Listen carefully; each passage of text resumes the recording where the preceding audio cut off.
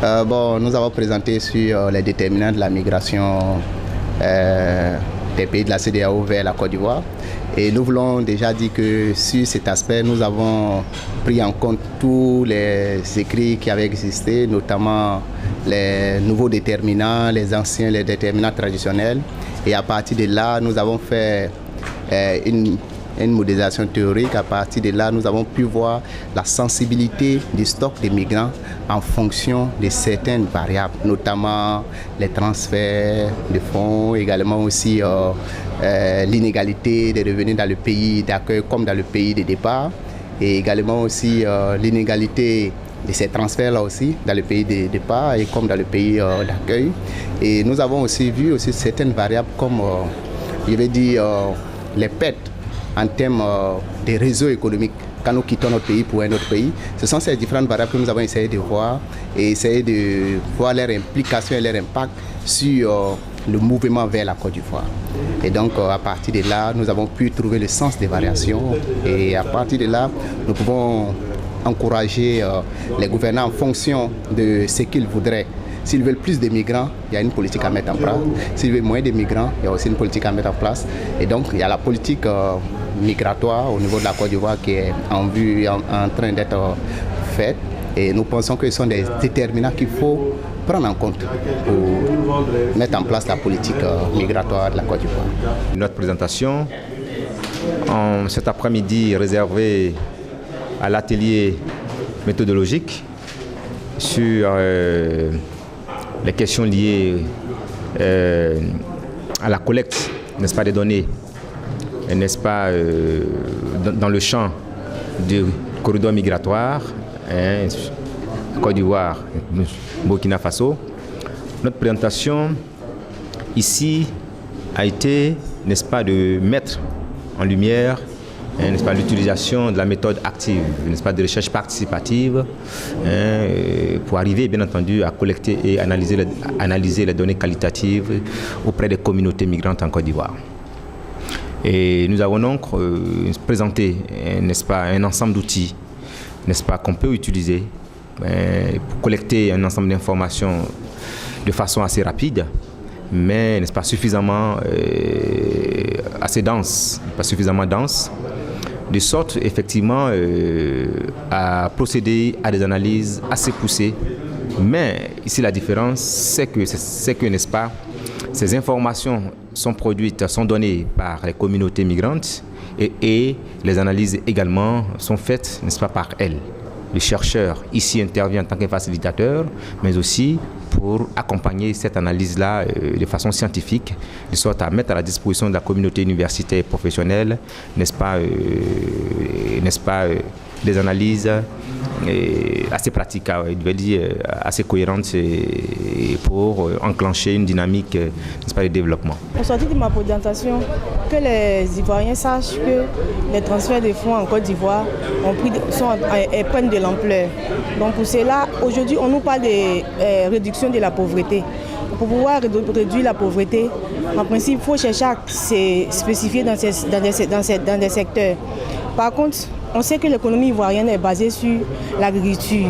Donc une manière pour nous, et l'agriculture, souvent quand il y a les problèmes économiques, la production tend à baisser. Soit s'il y a une forte production, le prix baisse, ce qui entraîne des fluctuations des prix.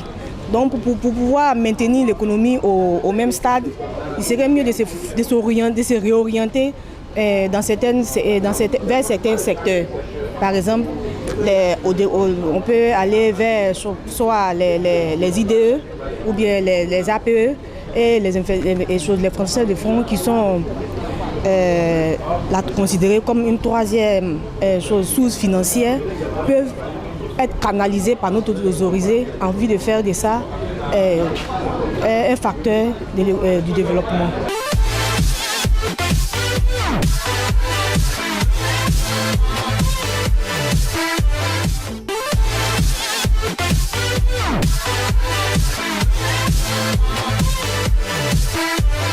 Cette présentation vient d'une initiative que nous avions prise au moment de lancer l'étude sur les transferts d'argent par mobile banking en Côte d'Ivoire, ici dans la zone la région de la Nawa, en 2015. Et quand nous sommes, avant même de venir, dans les discussions que nous avions avec des Ivoiriens à Ouagadougou, on a compris qu'en fait, il y avait quand même une migration interne en Côte d'Ivoire. Et notamment les Baoulés étaient le groupe, la communauté la plus migrante. C'est elle qui, partie du centre, se retrouve aujourd'hui à l'ouest, au centre-ouest et sud-ouest, avec d'ailleurs les Burkinabés, qui sont massivement aussi dans cette zone-là, pour l'agriculture. Et c'est pour cela que nous avons voulu intégrer cette dimension migration interne dans l'étude du mobile banking.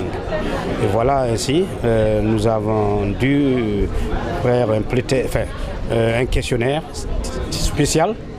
spécialement orienté vers justement cette migration intérieure. Et nous avons confié à l'époque cette enquête-là à une de nos collègues ivoiriennes ici, qui a pu nous suivre et qui a fait l'enquête jusqu'au bout. Et voilà pourquoi nous avons aujourd'hui des données sur la migration interne concernant les Baoulés et celle des Burkinabés que vous avez depuis 3-4 jours entendu. Nous avons donc fait cette présentation-là pour comparer au moins quelles sont les dynamiques que ces deux migrations-là donnent comme information. Quelles sont les dynamiques sociales?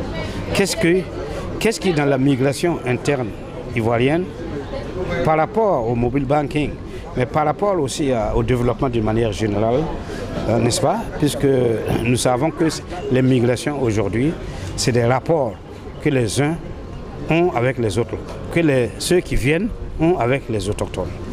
Donc ces migrations-là, qu'est-ce que ça apporte? Qu'est-ce que ces migrations permettent d'entrevoir?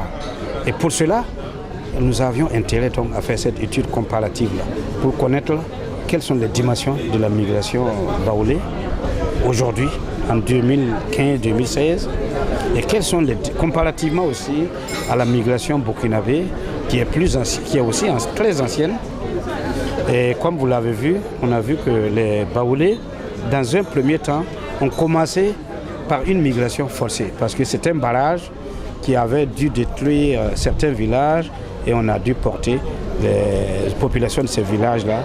Et voilà, c'était le début, le déclenchement aussi de cette migration. Un peu comme à l'image de la migration burkinabé, qui s'est déroulée depuis aux périodes coloniales, où c'était les travaux forcés, des grands travaux en Côte d'Ivoire ici, mais aussi la mise en valeur des plantations de cacao, encore aujourd'hui, des plantations de palmiers à huile, mais qui étaient tenues par le colon français.